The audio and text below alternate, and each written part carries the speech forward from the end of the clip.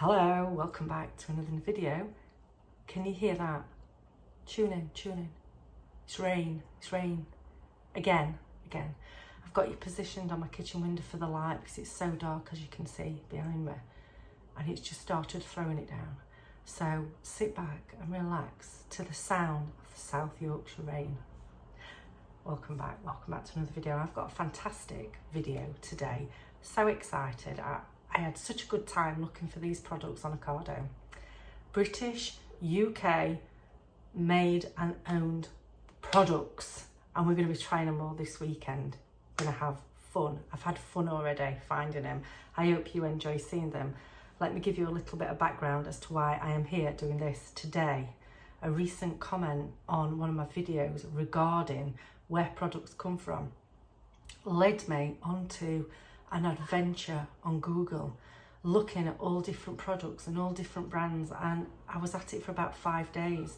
For those people that ask about home educating and what we do, and could I do a video on it, take this as a video lesson, because myself and Reese, we got well into it. We were going down the rabbit hole, through the rabbit warren, looking at where food came from, the best sort of companies to buy food from, what companies own the majority of brands. Yes, it was a fantastic time, but I don't want to bore you with the details.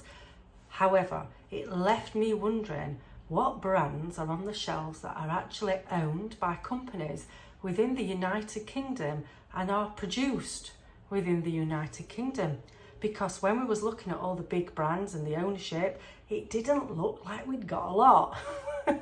So here you're going to see our Ocado shopping haul of British, I say British, Wales, Scotland, England, not Ireland, sorry if you're from Ireland, but I think I did Wales, Scotland and England in this shopping haul. Tried to cover something from everything on our particular island. I'm trying not to get myself into trouble with anybody. As you can tell, I'm excited. Please enjoy having a look at what I got, and maybe you're going to see some new brands that you're going to go and try. That's fantastic. I'm going to say enjoy, and I will catch you again in another video. So we have a mixture of really old brands and then new up and coming brands, and I'm saying new 20 years because we all know, don't we, that it takes quite a long time for a brand to sort of establish itself. So we've got a mixture of quite old and relatively new, and have a look, see if you can see where I have messed up, because even though I've done loads of research, I've still got it wrong. So we're going to start with Fentimans. We've got soft drinks, alcoholic drinks and hot drinks. Fentimans is our soft drink of choice. So family owned company, established 1905. And it's classed as a botanical brewer. I think that is what it's classed as, Fentiman's botanical brewer.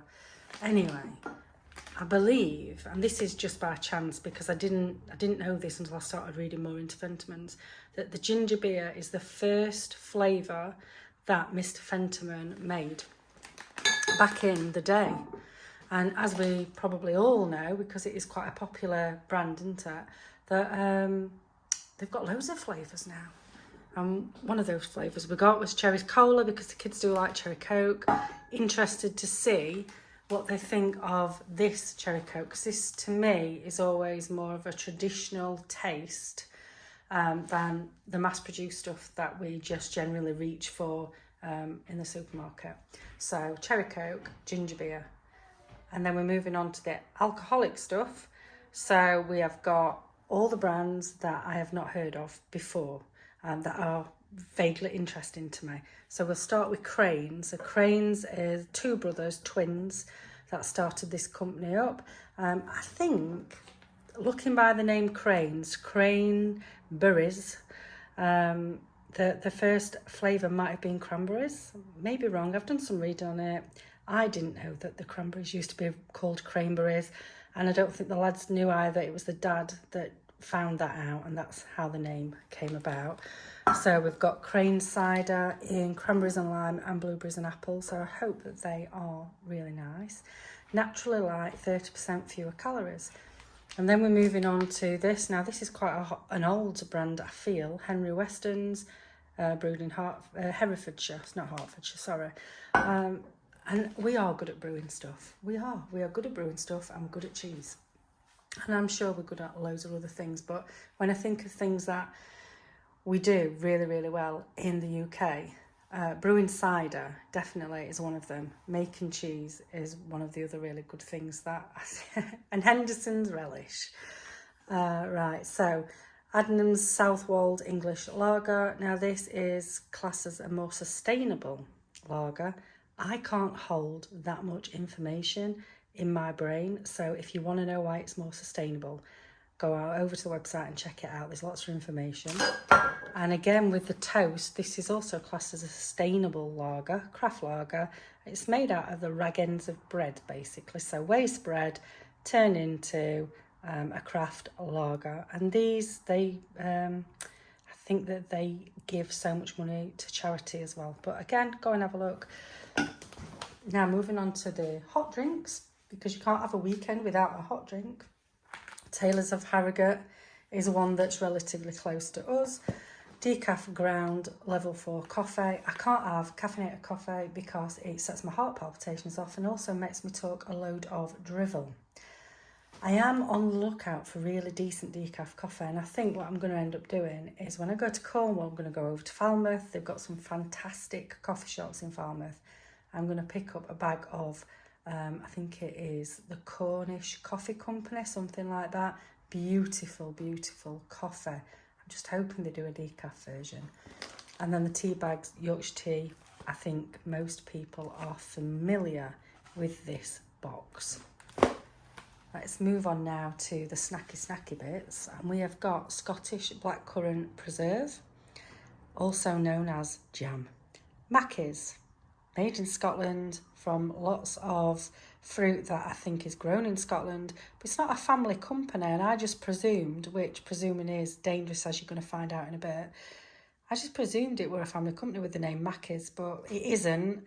I think somebody called Mackie once owned the factory that the jam is produced in, and they just gave it that name for the heritage factor, but it does, doesn't it? It makes you think that it's owned by a family.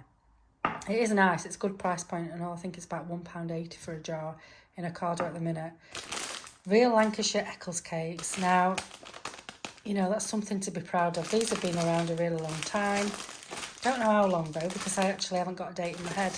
However, if you've never tried one, I always think it's a cross between a scone and a Welsh cake, packed full of dried fruit.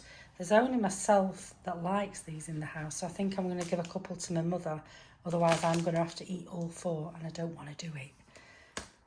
Mentioning scones, 8 Devon scones. They're not made in Devon, though. Haywood and Paget, and they're made in Yorkshire. So I think they're about £1.29 for 8. I'm just going to warm them up, serve them with the jam and something else that we have in this shop. I don't know whether you can guess what it might be. Don't think we can do one of these shops without mentioning Warburton's. You know, very old company. 6 crumpets. Darren and Drew like crumpets, so I've just got them for those. Can't do it without mentioning M&S either, really. A lot of their stuff is still produced in the UK. This particular product is produced in the UK. If you've not had one of these chocolate sponge rolls, push your boat out and get one tried, because they are very, very nice.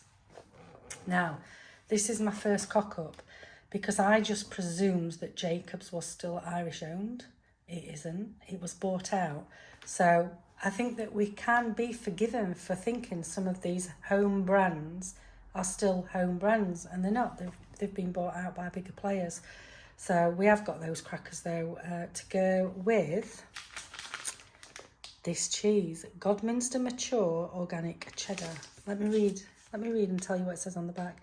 Deep in the heart of Wessex, where landscape and legend intertwine, and character and curiosity are around every corner. Somerset. Who would not want to buy that cheese reading the back of that? Got some Welsh salted butter. This is just over £2 a block. It's very nice, very well worth paying £2.05, I think it were, or £2.10. It's lovely butter. Clotted cream. to go with the scones, and also they'll have it with the chocolate sponge cake. And Rachel's is a UK company, established 1952, so that is going on now, isn't it? I always look at Rachel's and think it's quite a new company, but not so, not so. Greek style lemon yoghurt. The only thing about this pot is triggering there, because your main label there is there, and then your top label is facing that way. So surely that should be facing that way. Is it just me? Dalesford organic whole milk, non-homogenised. This is where the cream rises, basically. You know, like back in the day, you got a glass bottle of milk, your cream was out on the top if you bought whole milk. This is that. These are two brands that are new to me, Seed and Bean and Montezuma's, both made in England. Cornish sea salt and lime, and coffee and cocoa nibs. Really looking forward to these. These are just over 20 years old, I think, both of these companies. Really looking forward to trying it. This is my second cock up, because I just read Hand Cooked in Norfolk. I know, all the research that I've done about all the big brands, and I missed this one as well. So I think it's maybe American or Australian kettle, I'm not quite sure. I just know that it's not here. Metcalfe's is a part of this company. They're both still made in England, but they just haven't got the other factor that I was looking for. And then we have Tyrell's lentil crisp, sweet chilli and red pepper, 30% less fat. And I've read the reviews on these, and Ocado reviews do make me laugh sometimes. And the main complaint about this particular product is that lady. She is lying to people, apparently. She's putting a huge chilli and a huge pepper into that oven, and that is showing that they are going to pack a punch, because look at that chilli. And they're not. Apparently they're quite mild. And it does make me laugh, because it does look like she is putting some extraordinarily massive peppers and chilies into that oven to bake. So yeah, there you go. That was the main complaint on the crisps. And that is everything that we've bought for the weekend to try. If you've got any ideas of what you want me to try, products that you want me to try, you know, regions, let me know, because I am happy to hear your suggestions. I'm going to say goodbye. Thank you for joining. Oh, and it would cost just over 50 quid if you're interested. Thanks for joining me. I'll see you again next time. Bye.